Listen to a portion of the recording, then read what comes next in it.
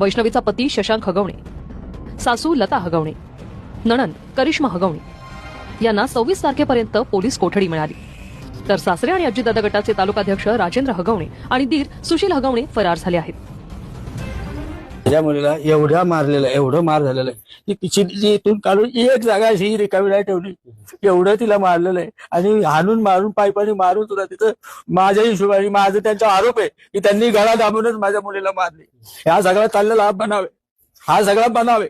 एवढं होऊन सुद्धा यांना का सापडत नाही? काय हे फरारी आहेत? माझ्या पोरीला फक्त न्याय द्या, मला एवढीच माझ्या मनापासून इच्छा आहे. त्यांना मला बाहेर काढू नका.